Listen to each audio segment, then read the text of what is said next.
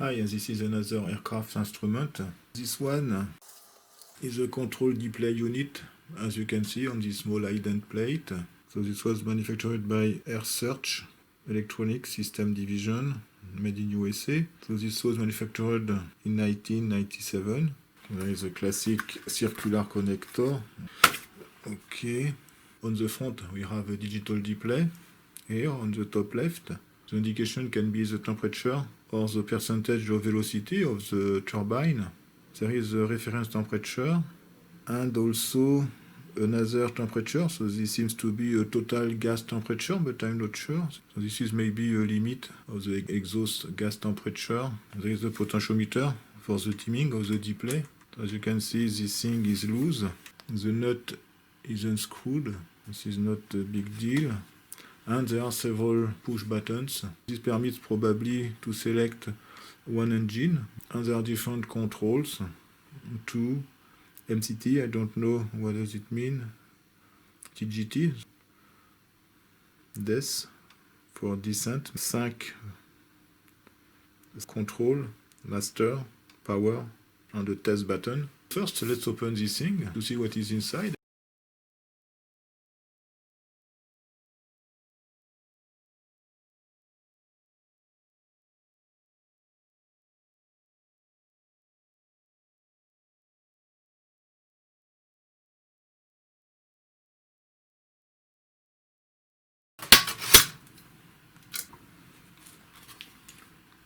Okay, so that's interesting. You have 6 boards. This is the A1 board, obviously the microprocessor board.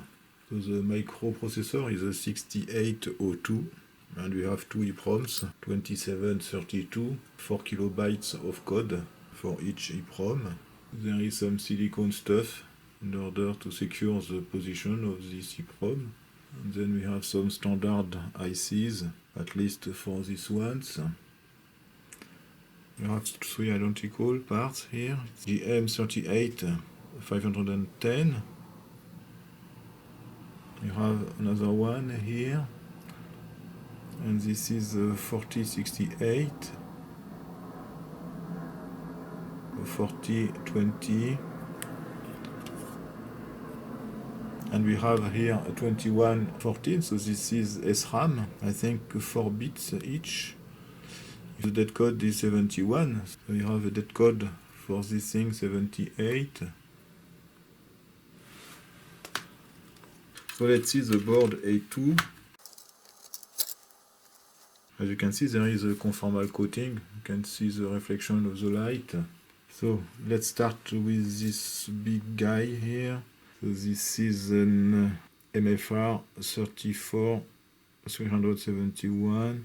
And then we have some digital interfaces and digital parts here. 373. Another one. This is not the same manufacturer. Another one. And this is the decoder 138. Another one. This thing I don't know. MHQ 2222. MHQ 2907. Okay, so we have a quad comparator here. You can see that this board is a multi-layer board.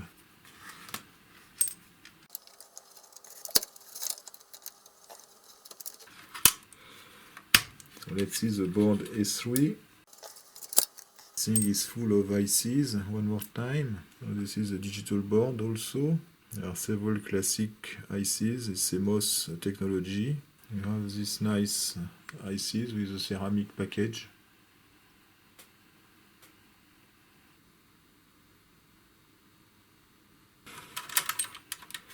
Board A4. So this is also a digital board, obviously. There are several 8-bit latches. 373. There is a small bodge here.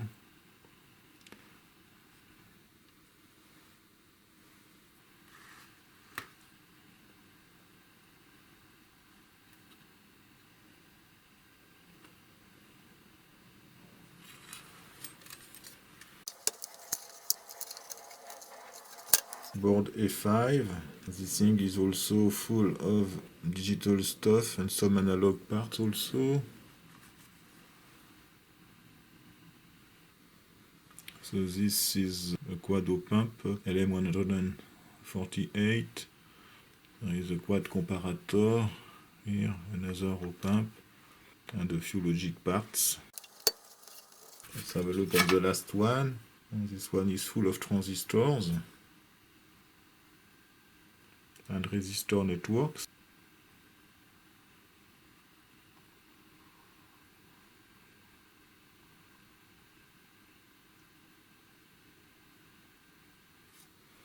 I don't know what are these parts. D8913.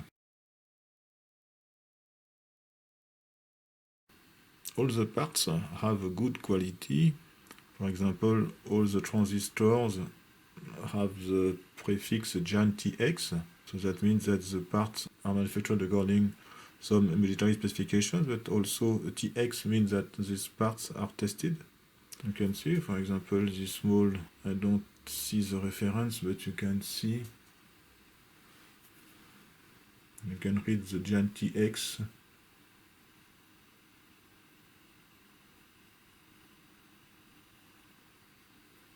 And this is maybe a PAL or something like that. Let's remove the bottom cover also.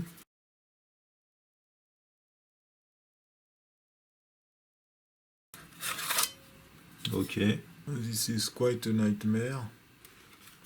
So on the rear there is also the power supply, which is here. So let's see, I will remove also this mechanical stuff.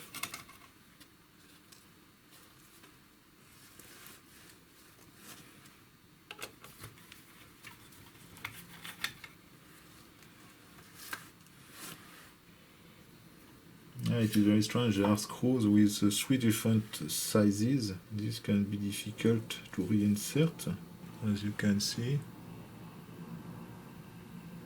Okay, so it seems that it is possible to remove the complete assembly.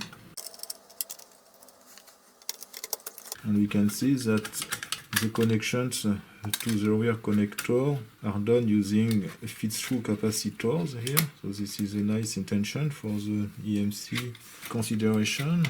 It seems that the connector is secured. So I think that the complete frame should be removed, at least the bottom side.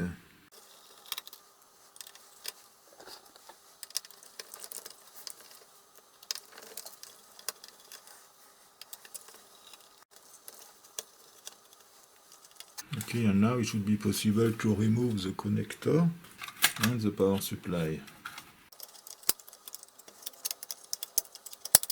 So I'm not sure that it is a power supply, but at least it is a power stage. So we have 2 transistors, one in TO66 here, and the second one in TO3, and there is this small board. Yeah, so this is maybe the power supply. So this is an op amp 751 with military specifications. You can see 883. I didn't see that there are also 2 other transistors in TO66. I cannot read the reference because of this black marking. So unfortunately, it is difficult to do something with this. It's very complex. So maybe it can be possible to power on this thing if I can find the input voltage.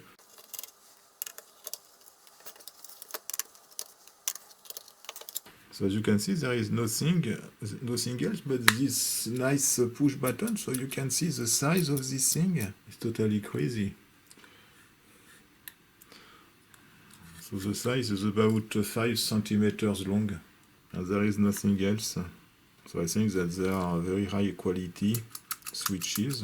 So this is a dual switch. There are 2 normally open and closed contacts, and some bulbs inside, because there are 1, 2, 3, 4, 5 terminals. So it is difficult to remove the switch. I don't know how. But I think that the switch should be very expensive. Yeah, so the switch should be removed from the front panel. You can see that there is a locking nut here with a specific shape. So this thing is very complex. I didn't expect to find such complexity inside.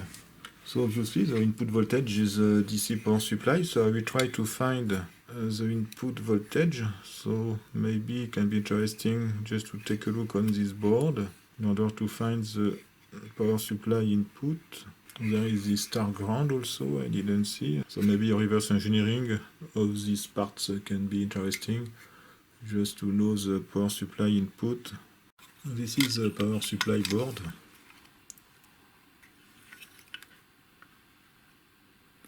We can see the references of the transistors now.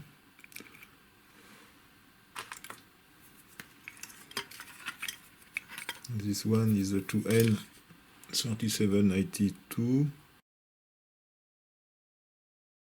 and this one 2N6301, something like that. Difficult to see here. 6301, yes, okay. So I will do the small reverse engineering of this board in order to figure out how to supply this thing. This is the schematics obtained after reverse engineering of this small power supply board. So this board provides the plus 5 volts power supply for all the logics inside the instrument.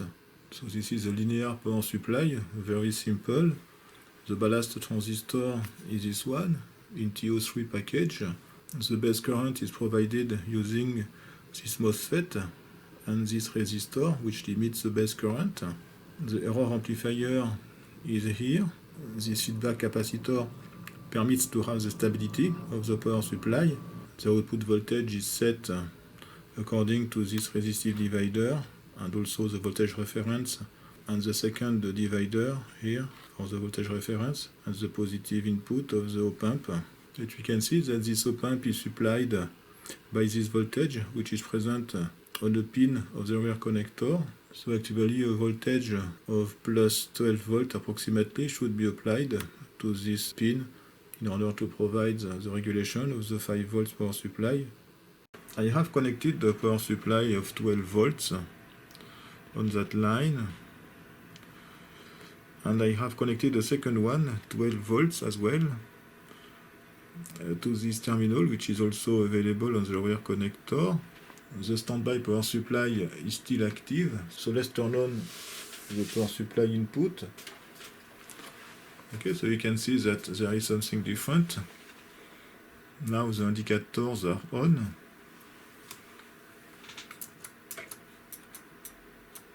So you can see that when I press, for example, this one, we have some other illuminations. I suppose that this flag indicates that the power is not good.